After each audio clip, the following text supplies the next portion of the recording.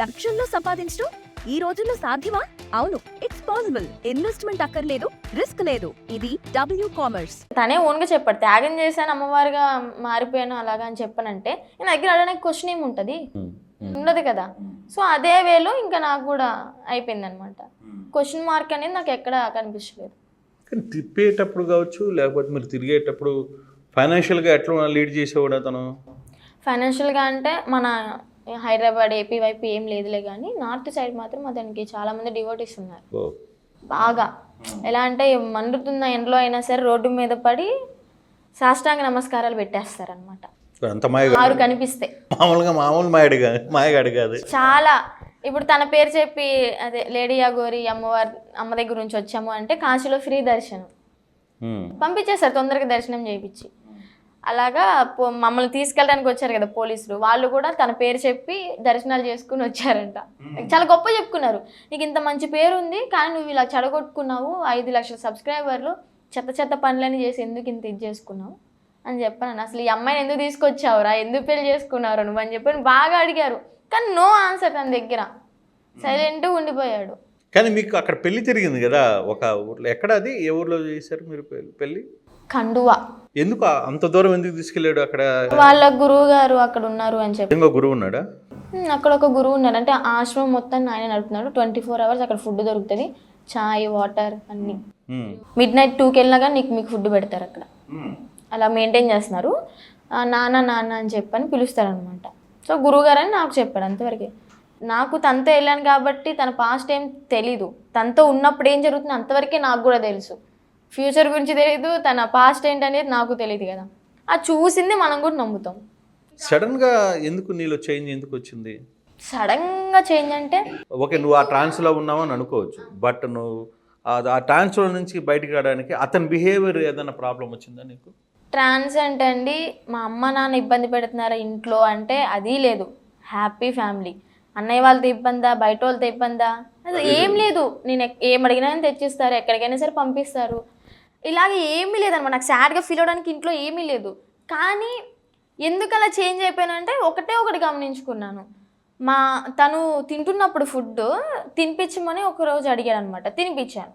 తను తిన్నది కాకుండా నన్ను తినమని చెప్పని బలవంతం పెట్టాడు. అలాగే ఇంకా ఒక దైవ రూపంలో అనుకుని తినిపించా. తను ఒక ముద్ద నాకు ఒక ముద్ద అనగానే ఇంకా నెక్స్ట్ 2 days కంటిన్యూగా తినిపించాను. ఆ 3rd day నుంచి చేంజ్ అనేది వచ్చేసింది అనమాట.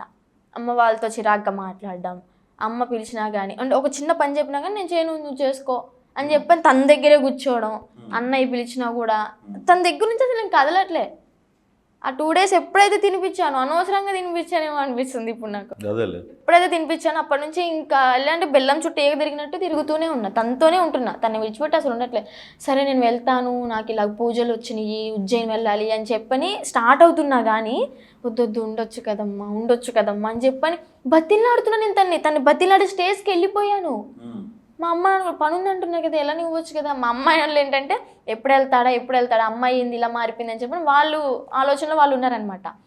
ఇంకా నేను తను బతిలాడుతా, కాళ్ళు పట్టుకున్నా అంట, ఇలా చేతులు పట్టుకుని లాగుతున్నా అంట, అమ్మ వెళ్ళొద్దు అని చెప్పని ఇంకా అంత ట్రాన్స్లోకి వెళ్ళిపోయాను.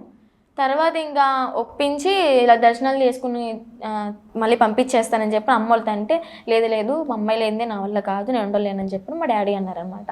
ఇంకా ఎలాగోలా వెళ్ళిపోయిన తర్వాత మళ్ళీ ఫోన్లు మాట్లాడడం, నువ్వు వచ్చేసేయని చెప్పడం. ఇంకా ఆ ఇదిలో ఏంటంటే తను చెప్పినట్టు నేను చేసేసాను.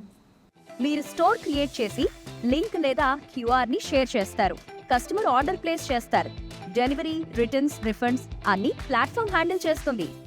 కానీ ఎప్పుడైనా నేను ఇబ్బంది పెట్టే ప్రయత్నం చేశాడు? ఇబ్బంది అంటే ఇంకా తను అనుకున్న దాన్ని వచ్చాను కదా, నన్ను కోరుకున్నాడు, నేను ఇంకా ట్రాన్స్లో పడి వెళ్ళిపోయాను. తను చూడ్డానికి అమ్మాయింది కానీ బాయ్ ఫీలింగ్స్ ఉన్నాయి. ఎన్నో సంవత్సరాల నుంచి చిన్నప్పుడే వెళ్ళిపోయాను, త్యాగం చేశానని చెప్పి అన్నాడు. కానీ రీసెంట్గా ఒక 1 year బ్యాకే 2024 స్టార్టింగ్లో చేయించుకున్నాడంట సర్జరీ. సర్టిఫికేట్స్ అవి చూశాను నేను. ఎక్కడ చేయించుకున్నాడు? ఉజ్జయిన్ దగ్గర చేయించుకున్నాడు. ఈ విషయం ఇంకా నాకు కూడా మొన్నే తెలిసింది. అదే పోలీసులు వచ్చిన తర్వాత ఆ రిపోర్ట్స్ అవన్నీ చూపించి సర్టిఫికేట్స్ అవన్నీ చూపించిన తర్వాత. అంటే నీకు బాగా అతనితో బాగా బ్యాడ్ ఎక్స్పీరియన్స్ అంటే ఏంటి?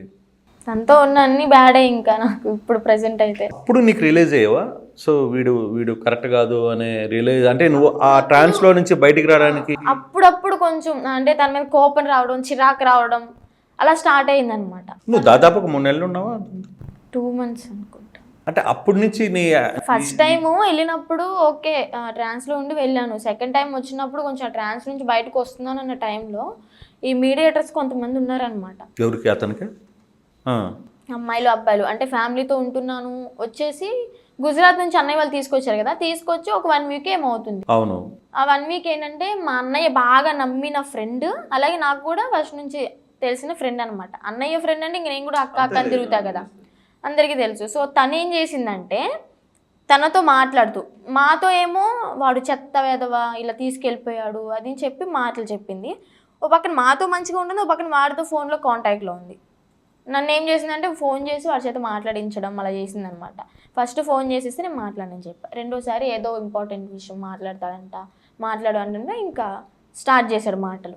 వచ్చేసి నువ్వు లేకుండా ఉండలేకపోతున్నాను అది ఇది అని చెప్పి మళ్ళీ స్టార్ట్ చేశాడు యాక్టింగ్. సో మళ్ళీ పడ్డావు ఆ మాటలు. నిజం చెప్పనండి, ఇప్పుడు మీరు లవ్ చేస్తున్న అమ్మాయిని పడేయాలంటే ఎంత కష్టపడతారు, తనకు ఆ పనే అక్కర్లేదు. అరే అసలు ఎలాగో ఏమో కానీ మాటలతో మ్యాజిక్ చేసేస్తాడు. నిజంగా ఇది మాత్రం నిజం. మీరు ఏమన్నా అనుకోండి, ఇది మాత్రం నిజం. మీరు 3 నెలలు పడితే మీకు పడేయడానికి, దానికి 3 రోజులు చాలు. ఎటువంటి కథలు చెప్తుంటాడు? సినిమా స్టోరీలు చెప్తాడా లేకపోతే రియల్? అదొక టైప్ ఆఫ్ వాయిస్ వర్డ్స్, ఇంకంతే. ఆ మాటలకు పడిపోదు. ఇంకా రిమైండ్ లోకి వస్తున్నాడు అప్పుడప్పుడు. అసలు నా కల్లోకి కూడా తెచ్చుకోను ఇంకా. అది వద్దునే వద్దు అనుకుంటున్నా, అసలు వద్దనే వద్దు. 2025 అసలు లేదనే అనుకుంటా నా లైఫ్లో, అంతే. అంటే జరిగిపోయిన సందర్భాల్లో కావచ్చు లేకపోతే ఇటువంటి సందర్భాల్లో ఎప్పుడైనా నీకు ఆ ఉన్న 3 నెలల్లో బ్రదర్స్ నిన్ను కాపాడిన బ్రదర్స్ ఉన్నారు, నీతో నీ వెల్ విషర్స్ ఉన్నారు మంగళగిరిలో, ఫ్యామిలీ చుట్టుపక్కల ఫ్యామిలీ అంతా కూడా సఫర్ అయింది. ఎప్పుడు అనిపించలేదా నేను ఎందుకు అసలుకి మళ్ళీ ఒకసారి వచ్చేసావు మళ్ళీ వెనక్కి వెళ్ళిపోవాల్సిన పరిస్థితి ఎందుకు వచ్చింది? ఎందుకు వచ్చిందంటే ఇంకా ఆ ట్రాన్స్ అనేది పోదు కదా పూర్తిగా. మీడియేటర్స్ వల్లే. మా అన్నని చంపమని డబ్బులు కూడా తీసుకుని చంపుదామని తన దగ్గర నుంచి ఫోన్ చేసి చంపేస్తాను వాడే కదా నీకు అడ్డం అని చెప్పని మా పెద్దన్న విష్ణు అన్న ఉన్నాడు కదా, విష్ణు అన్నని చంపాలని చూశారు. 3.5 లక్షల డబ్బులు కూడా తీసుకున్నారు. ఇప్పుడు నువ్వు కూడా ఇన్వాల్వ్ అయ్యా? నాకు అస్సలు తెలీదు.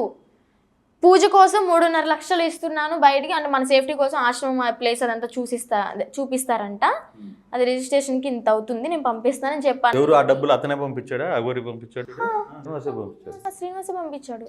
అలా పంపించాడు. ఓకే ఆశ్రమం కడుతున్నారు కదా, ఇంకా మాకు కూడా ఒక ప్లేస్ అంటూ ఉండేది ఇలా కార్లో తిరగకు. నేను కూడా చాలాసార్లు అన్నా అనమాట, ఇలా కార్లో ఎన్నిసార్లు తిరిగి ఒక ఆశ్రమం అనేది ఉంచు అని చెప్పంటే సరే ఇస్తున్నా అని చెప్పని 3.5 లక్షలు కొట్టాడు.